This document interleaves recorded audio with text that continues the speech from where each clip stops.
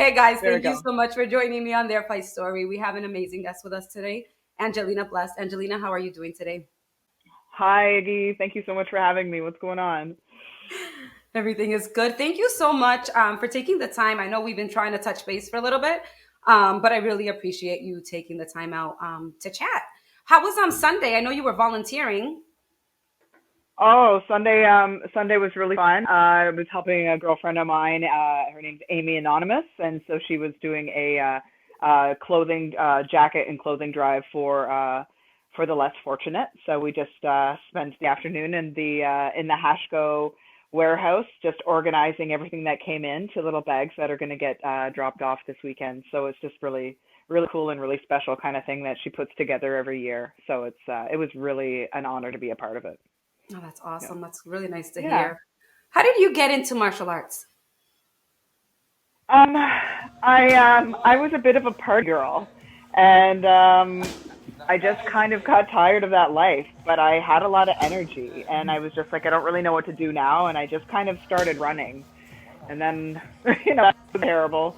But and then I ran into a gym. So I happened to go into a gym that was on Bloor Street in Toronto, and one of the I just happened to get a personal trainer whose background was in Muay Thai. So his name was Ajahn Suchart, and he was kind of one of the men who brought Muay Thai to North America.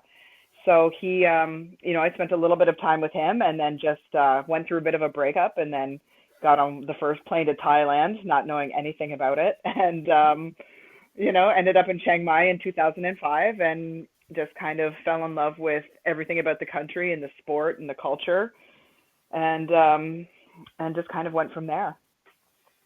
Wow, that's a Yeah. beautiful story. I mean, uh, it has its parts that weren't exactly beautiful, but it led you to the right place. Yeah, So let me absolutely, clarify. Exactly. absolutely. Yeah. It's like, um, That's all part of the past. exactly. Yeah. Wow. Because even through your difficult moments, you still found your way to do it. Because a lot of people would just shut down completely and not do anything, not pursue a path, not pursue anything. Yeah, it really was about just kind of doing something different, and it just kind of felt right. And even though it was really scary, like I was not traveled, I was not well traveled. I'd been, little bits in Canada and me to the States once, but I definitely had never been overseas. So it was really scary for me, and especially not speaking the language. But Yeah. I got there, and yeah, like it was really scary, and it was kind of like pre really good like internet cafes. So it was kind of hard to reach home, and the phones were terrible. So you did really feel kind of like you were alone doing that by yourself. And I was definitely the only foreigner. I wasn't sorry, I was the only female foreigner there. There was another couple of foreigners, but it was kind of lonely time too. But looking back, it was super super strengthening for sure. Wow. So it's like, see, one thing people don't realize is, and even sometimes we don't even realize it, and I mean females, like we have, we're put under this umbrella, and we sometimes don't even notice the stigma that it is to be like a female. Like you went overseas to this country that you didn't know the language. And as a male, it might have been way easier to find your way and do this and do that. But as a female, it's kind of like you're restricted and you don't even know how the culture is. Are they accepting to females doing this? Are they not accepting? How did you manage to get through all that?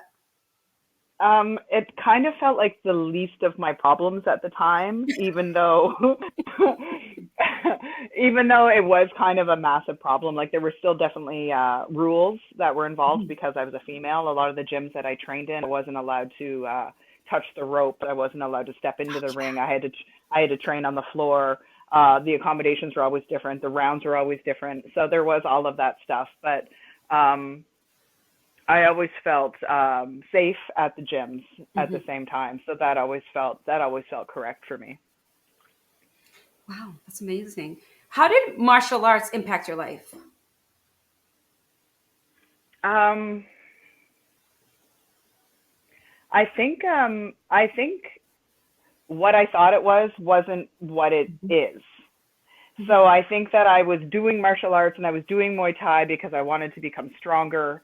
I had this whole thought of just like being strong, but I don't think that I really realized while I was doing it, it was actually much more about mental health for me. It was Yes. really much more about um, being able to go somewhere, being able to get out of your head for that 2 hours, uh, being able to just focus and concentrate on something that was only making you kind of a bit of a better person, or like just um, like how you feel after the gym is much like, Mhm. it's just this beautiful like kind of exhaustion where you feel like you've done something for yourself. It is that bit of self-care, even though it's like Yeah. beautiful violence, you know. Mhm.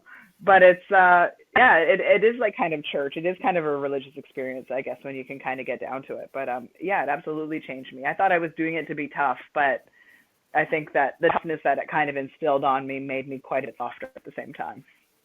Yeah. I started like this journey, not like yours, because you actually fought and you've done all that. But I turned to martial arts, and for the same reasons, to feel stronger, to do this and to do that, not realizing that it actually helped me more with my mental health.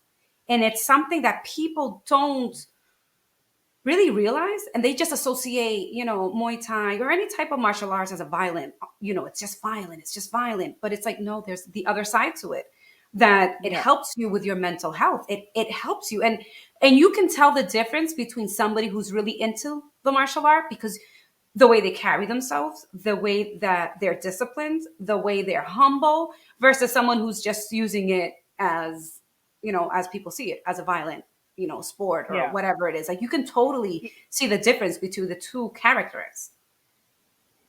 Yeah, there's a real place where sometimes the sport can get mixed up in this kind of Mhm. ego-driven kind of Yes. stereotype, and it really can happen where people are doing it just to kind of like Mhm. to be that kind of alpha, but when it really isn't about that at all. Yeah, Yeah, it's so beautiful. Once people really tap into what it's about, it's like it like opens your eyes to like a new world. You know what I mean? It's just like, whoa, like, where have you been all my yeah, life? It's like a new journey. It's just a new way.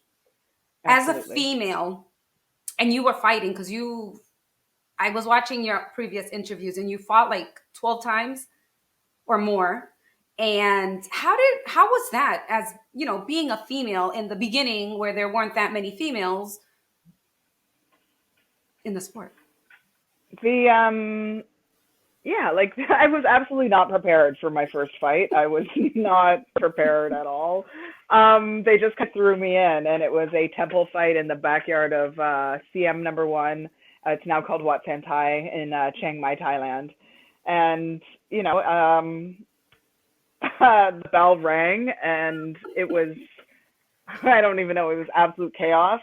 And I hadn't really been hit until that the first kick hit me, and I was just Yeah. like, okay, this is actually happening. So, um, it was, looking back and seeing a little bit of video, it was absolutely so ugly, and I won by knees in the third round by knockout.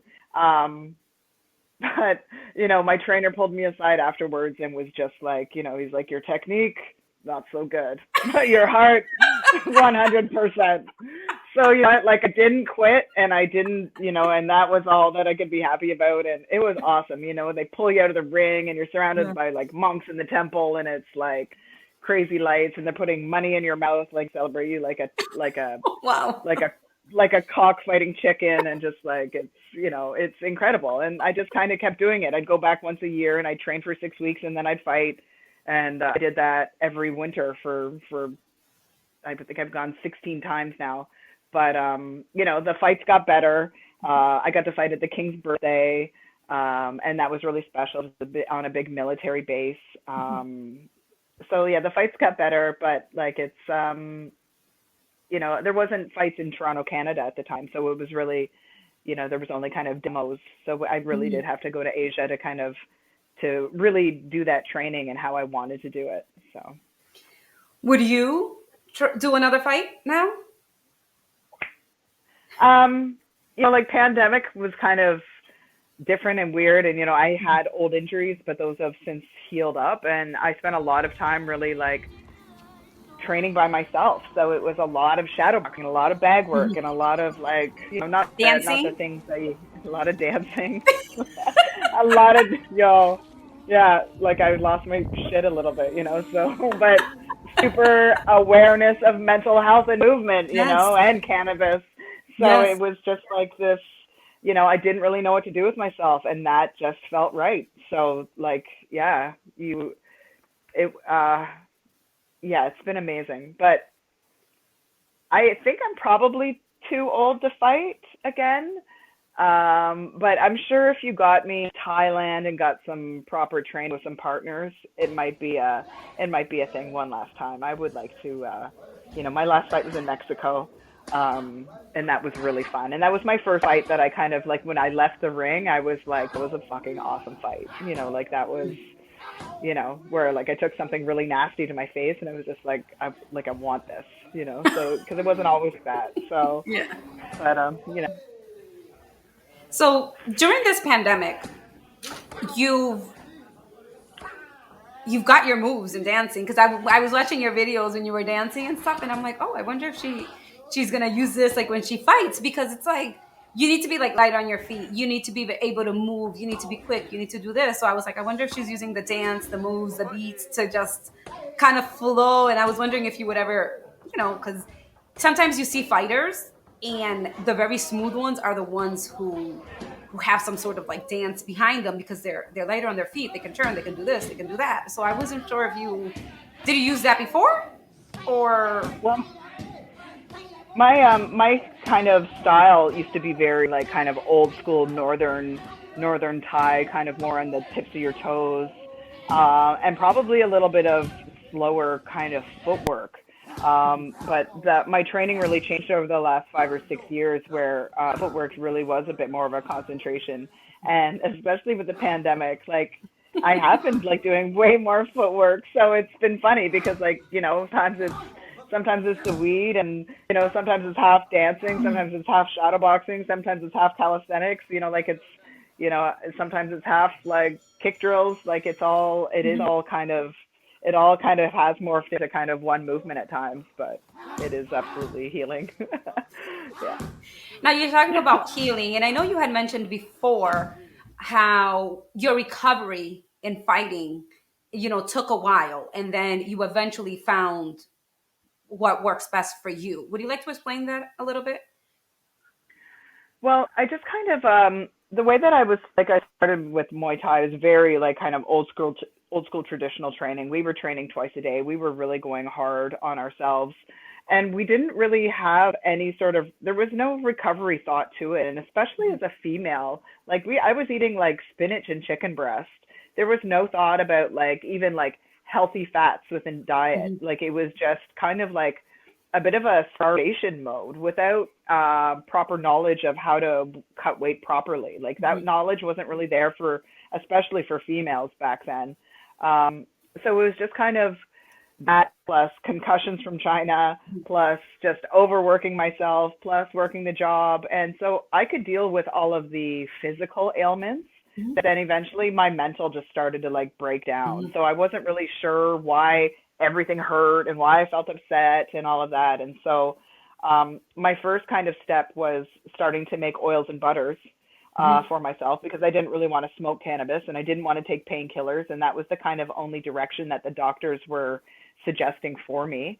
And then I discovered the sensory deprivation tanks at Float Toronto, and Oh that was yes. just such a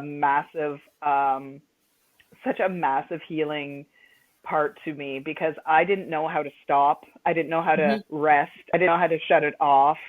So even Yeah. when I would like come home and try to rest, I would still be like, and I definitely wasn't meditating or anything like that. So finding Flow Toronto, trying to figure out like why females' magnesium levels are so low, and just all of that just really made a difference, especially with the cannabis, and just really figuring out, especially as I'm getting older, that the recovery process is probably more important than the training itself. So it's Mhm. just it's really about taking a few steps back, taking a bit of time off, and really using cannabis and the tank for some like solid recovery. Yeah, I tried the tank like twice.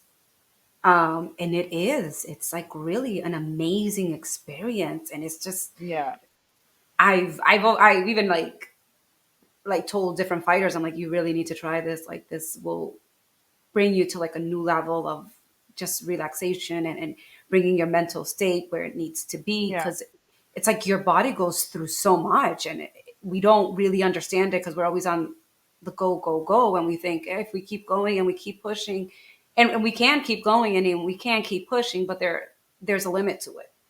And we have to find what the limit is. Absolutely. And so even if you think you're going to be able to shut your brain off, being able Hmm. to get into the tank, like I even have used it for like thinking about thinking about fight technique, like Hmm. visualization and all of that. Just because you're all of the outside stimulation, and you're just able to focus on whatever you need to. Even if you're just doing your grocery list or like whatever you need to do, like you're gonna just be able to focus on it better. You have a problem in life, you can kind of go through that and kind of like work through it a little bit easier. But yeah, Yeah. people need to be able to take breaks, because it's like the minute we wake up, we start to scroll. Yeah.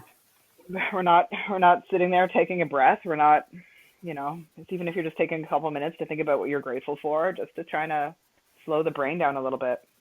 But Yeah.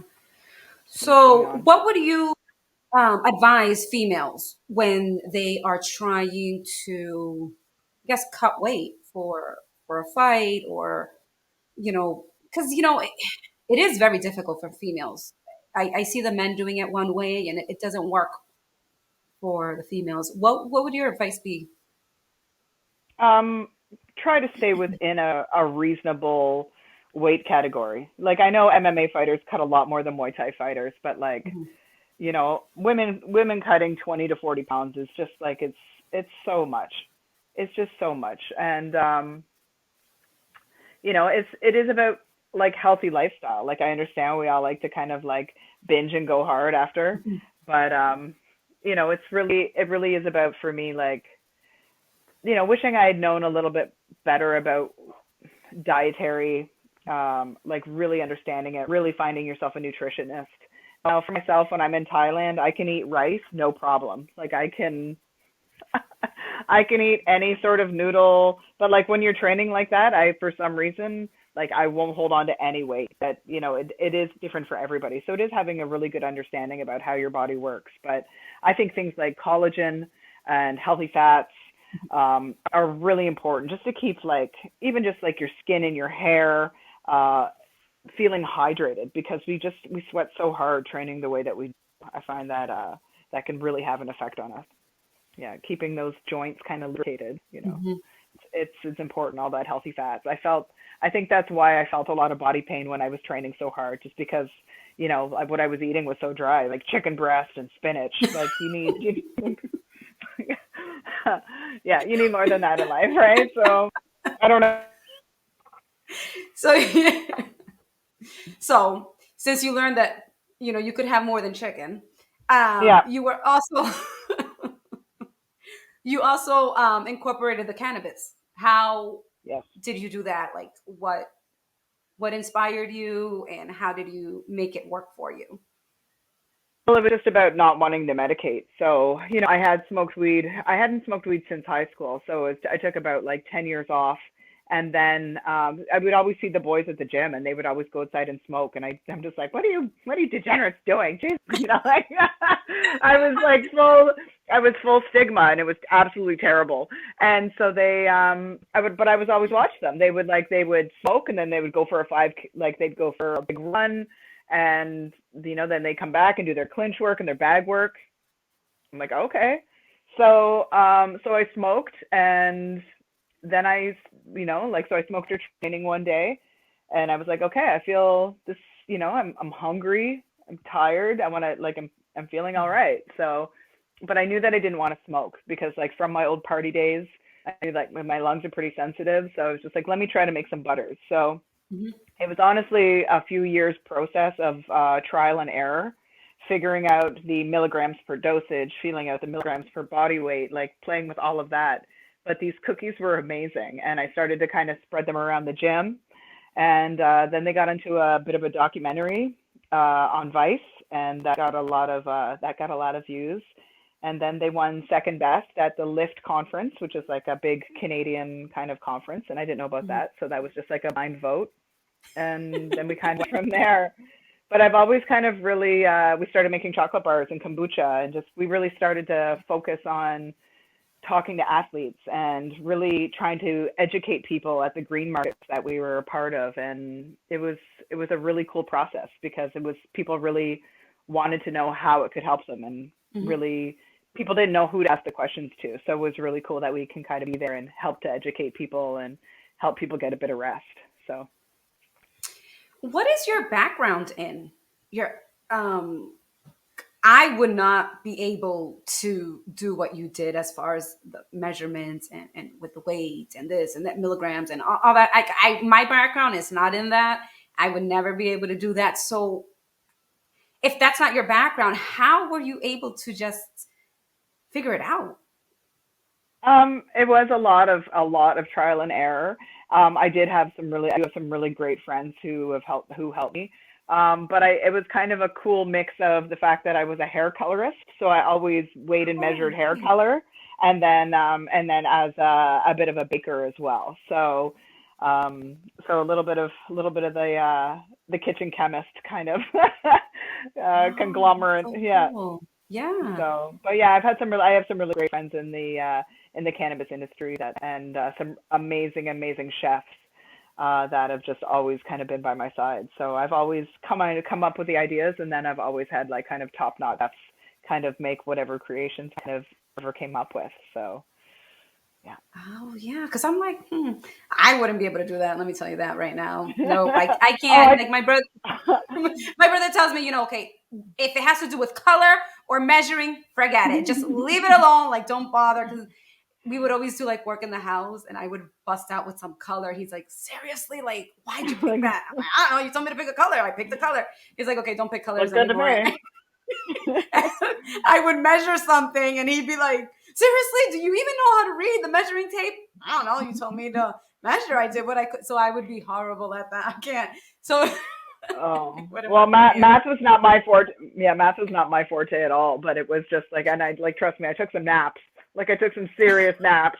So, but yeah, like it's cool because things got easier. Like Yeah. when concentrates really started to kind of change, it was a lot easier to really figure out how to get the dosages in completely perfect. So Nice. yeah. So how did you know to ask the questions as far as, because I wouldn't know to ask the questions about the different types of cannabis or strains or whatever it is, because I don't really know much about it.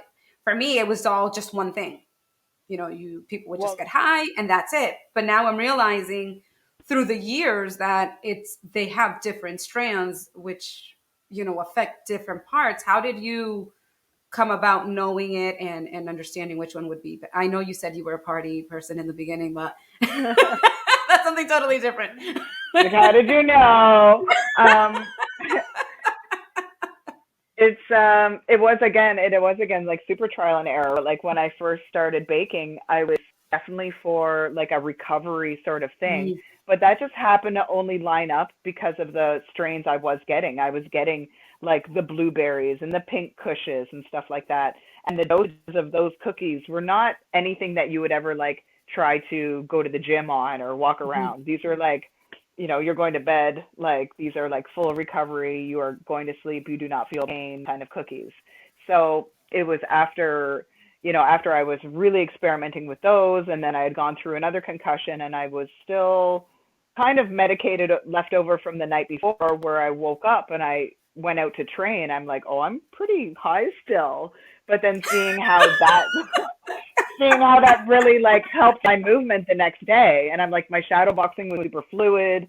I was feeling really good. My hips didn't hurt.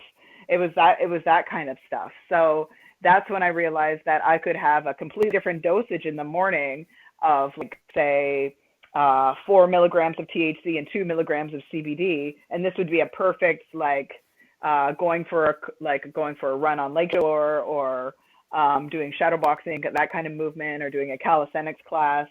So like realizing the difference in that, and then starting to play with more sativa strains mhm. for right before I work out.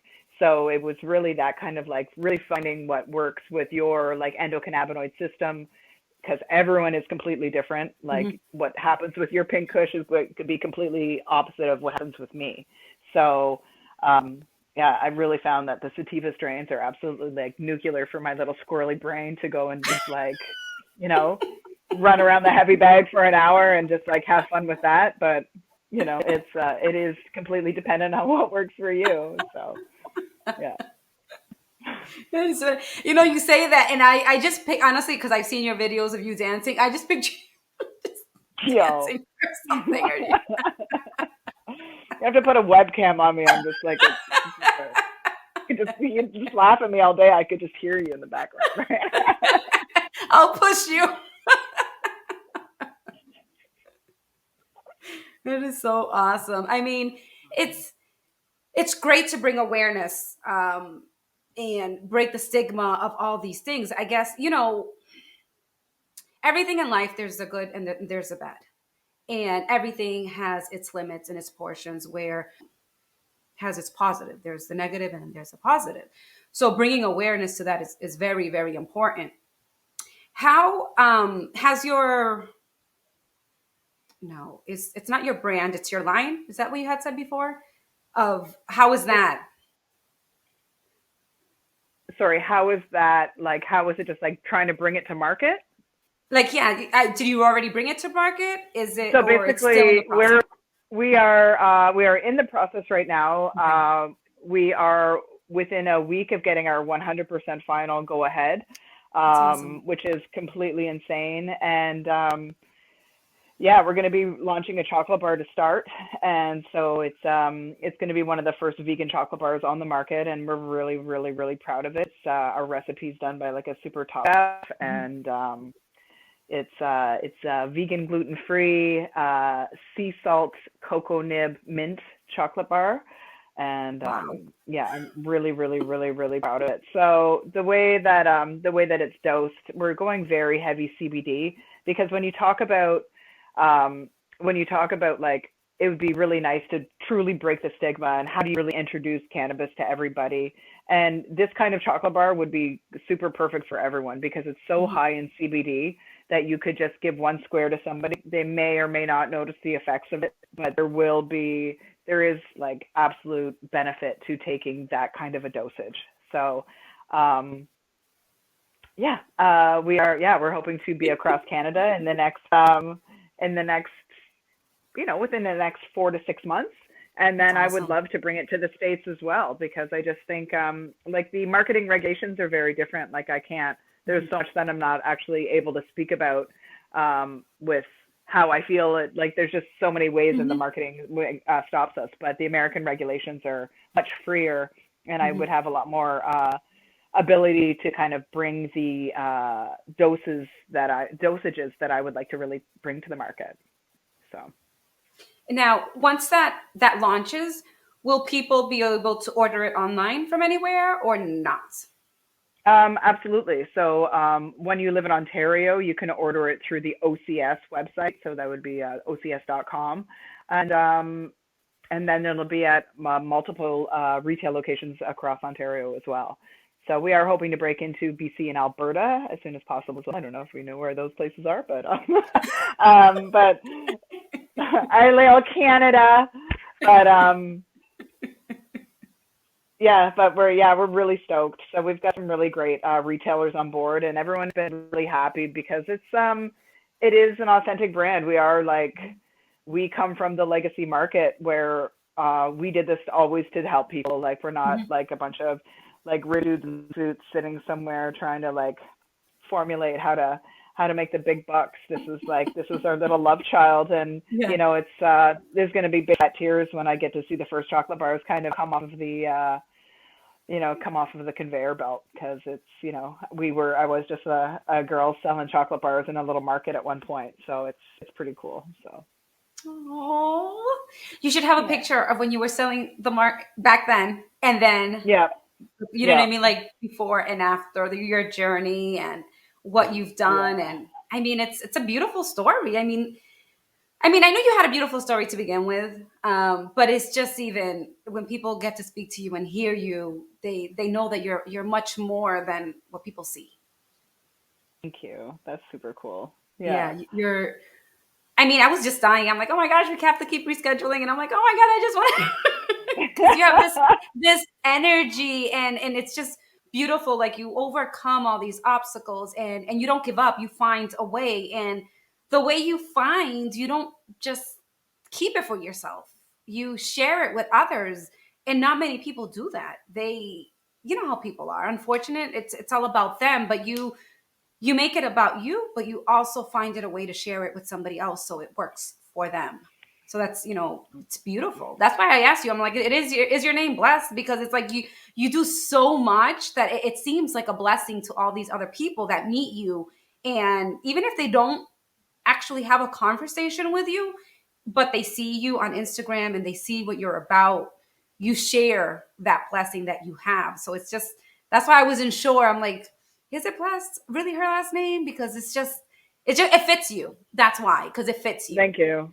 It feels pretty legit at this point, like it's yeah, it feels very much like me, and it feels just going to Thailand so much and just really I just feel really lucky for being able to Yeah. travel the way that I got to, and to spend time at those gyms like I got to train with some really amazing people all over the world, and then now I get to kind of go back after everybody's been all beaten up and go back and like feed them some love. So like it's even more exciting now because like it's nice that we can just kind of spread a little love around to the fighter community and to everybody that's been kind of like working so hard, and especially after the last few years, I think everybody's mental health is just a little exhausted too. So Mhm. like this is a really good time to kind of maybe introduce some cannabis or some CBD into your life, and really just be able to kind of celebrate the fact that we got through, and Exactly.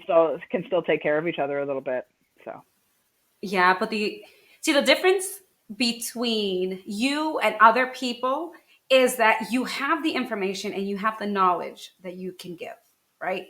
Whereas other people will say, yeah, yeah, we just need to, bring in the cannabis but they have nothing to fall back on.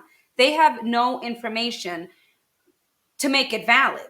So it's like I wouldn't be able to talk to anybody about, hey, yeah, cannabis is. I don't know anything about it, but you have the knowledge, you have the information, and you've experienced it, both sides of it. You know what I mean? So you know exactly what it does to you. That's good. What it does to you. That's bad. Where you've actually been able to accommodate it so you can be functional and do what you need to do. And the thing is, people are more they they don't really understand the full benefits of cannabis. absolutely, like So they look at the recreational like I'm cool. Yeah, this is what I do. But really, what really are you doing to yourself? Because if you're not doing it the right way, you could be harming yourself. And you have the information and you have the knowledge that you can share with other people that will actually guide them the right way. there's a massive difference between somebody that's just hopping into a store and grabbing Mhm. whatever strain of cannabis to somebody that is going home at night and taking a couple of capsules of say CBD and whatever to help to get rest or fight some inflammation. Mhm. Like there's a massive difference, and but like both can benefit everybody. So it's just about really finding out what's really going to work best for people, and like helping people along in that journey. There is so much stigma still, like in everything going on. You can see it even the way that the rules are based with liquor stores compared to Mhm. weed shops in Canada, at least. Like you can't look into a cannabis store, but you look into a liquor store. So it's Yeah. just like we have to keep we've still got paper on the windows, basically, right? So like I don't know what we're hiding, but it's time for people to kind of be able to see in the stores. I know it's ridiculous, but yeah, the regulations here are tight. So yeah, but I can just totally picture it. right, but there's Sorry, no there's no out there's no yeah there's no warning on alcohol labels, right? Like there's no yeah. so I think, but like the cannabis warnings are massive. So we can start to open up conversations and really talk about it as a healing plant as opposed to you know anything else. But Yeah. And we'll eventually get there. We'll eventually get to that point where it's not going to be as bad or as, a judgmental thing, or even eventually, fighters, they get tested. And I remember one fighter, he won his fight, and then they were like, yeah, well, we're going to have to take that away because he tested positive for something. And it was just like, really? Like, but what does it do? Like, it's not enhancing, it's not doing anything. Like, so my thing is, if you know what, we're not even going to get into let's just leave it at that. I think well, it's just leave it at Well, that. there's just so much that goes on with that, and just like it's just Yes. the fact that they could feed anybody with any sort of medication, but like to take away cannabis is just like it's just a whole other level. Now, like I know Mhm. for myself, if I was gonna fight, I wouldn't be smoking right before I went out. Mhm. I'd probably smoke the night before. I might even smoke a little tiny bit in the morning, but like it would just be, and I would definitely have tapered way down throughout the entire fight camp. But you still need to keep your body regulated on the Mhm. kind of medication that you want to get. Like, so yeah, it's that could be a whole other podcast. I think we could go into Exactly. that, right? So That's right. We'll yeah, schedule that for later. okay. Awesome.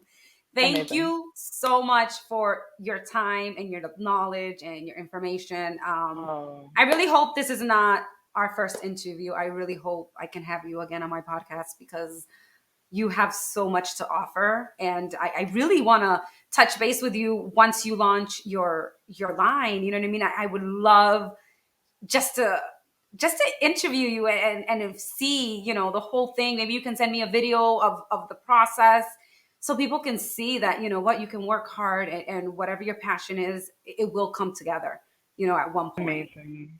Yeah, I would love that. I would love to come back. Thank you so much for having me. It's an absolute honor to be here. So yeah, we should be launching hopefully within, I'm hoping, the next 12 weeks.